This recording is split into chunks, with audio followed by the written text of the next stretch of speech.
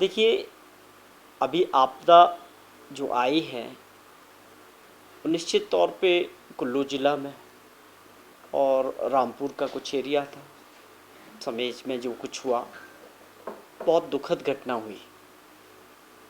एक रात के अंदर काफ़ी लोगों ने अपनी जानें गंवाई। चाहे बागी पुल की बात करें, समेज में पूरा गांव बह गया, पूरे परिवार के परिवार ख़त्म हो गए। और मंडी में भी घटना हुई।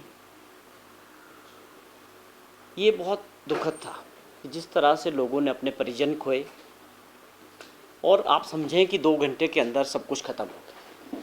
उनके घर की बात करें, खेतों की बात करें, और नुकसान जहां सरकारी संपत्तियों को भी काफ़ी हुआ। अब वहाँ के जो एमपी हैं उनका पहले बयान आता है कि मुझे मना किया गया कि मैं अपने उस इलाके में ना जाऊँ।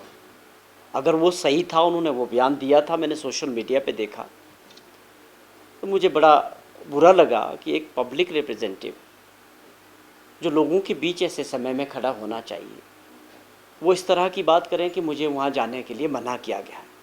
एक बड़ा दुर्भाग्यपूर्ण ये जो उनका स्टेटमेंट था। और दूसरी बात मैं कहूँ कि जहाँ तक कंगना रनौत जी की बात है, उनके जो बयान होते हैं पिछले दिनों से, चाहे वो पार्लियामेंट के दौरान हो या अभी हो, इससे पहले हो, मैं समझता हूँ लोग अब उनको गंभीरता से नहीं लेते। उसका कारण है उनको समझना पड़ेगा कि वो लाखों लोगों को रिप्रेजेंट कर रही है और एक एमपी है हिमाचल प्रदेश से। जिम्मेवारी के साथ जो भी स्टेटमेंट दे, जो भी बोले, वो जिम्मेवारी के साथ बोलना चाहिए। अब उन्होंने ये बात करके कि 1800 करोड़ रुपए का हिसाब मांग रही हैं।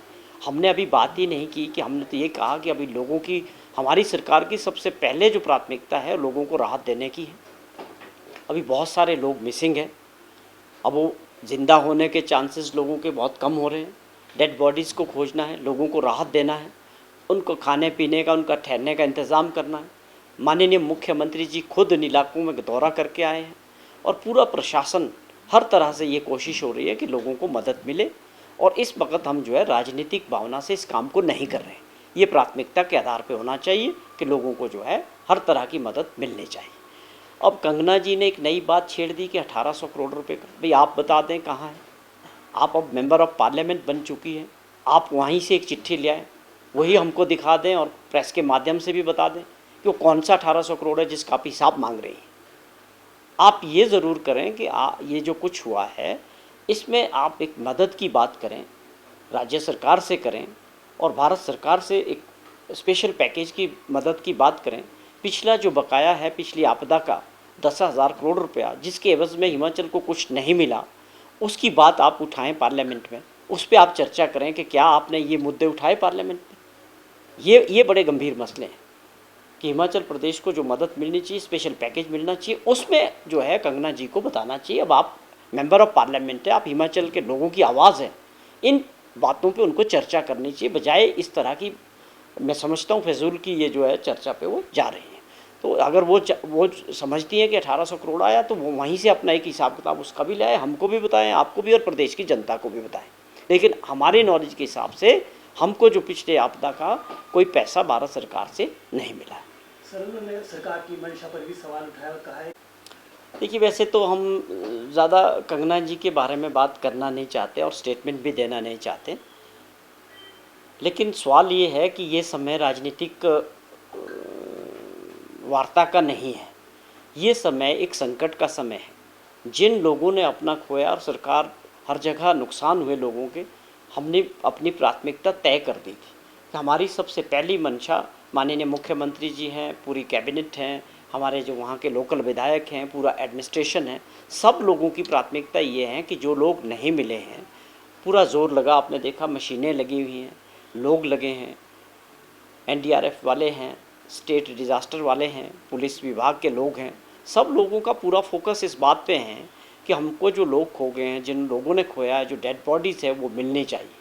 और आप आके वहाँ लोगों के बीच जाके इसको राजनीतिक दृष्टि से जिस प्रकार की चर्चा कर रहे हैं, मैं समझता हूँ इसके लिए ये उचित प्लेटफॉर्म और उचित टाइम नहीं है।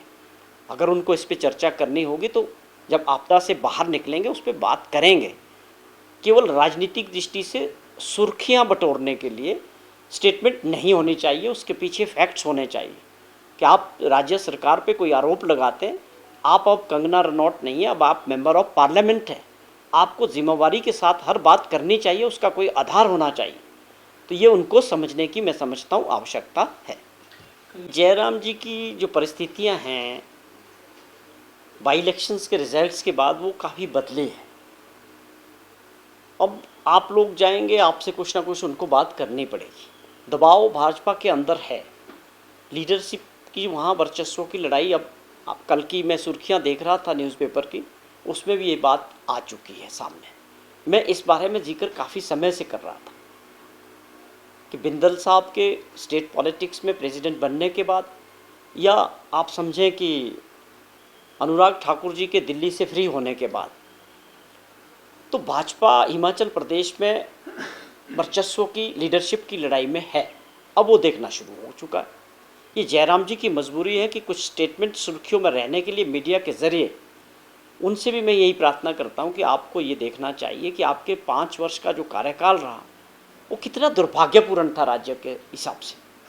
आपको उस पर आंकलन करने की ज़रूरत है कि आपकी सरकार ने आपके समय में कौन से ऐसे कदम उठाए जिससे प्रदेश की आर्थिक स्थिति को ठीक किया जा सके।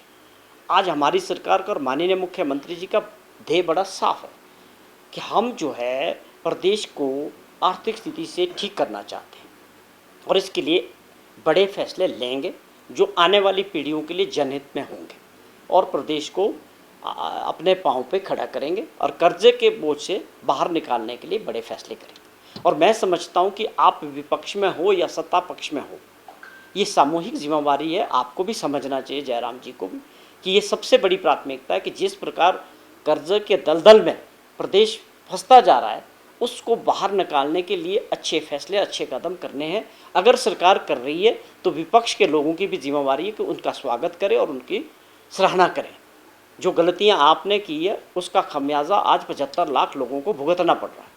अगर आज की सरकार और मुख्यमंत्री जी अपनी प्राथमिकता तय कर चुके हैं, तो मैं समझता हूँ ये अभी भी समय है कि अगले 10 वर्षों में हम प्रदेश को आर्थिक स्थिति से कहीं खड़ा कर सकें।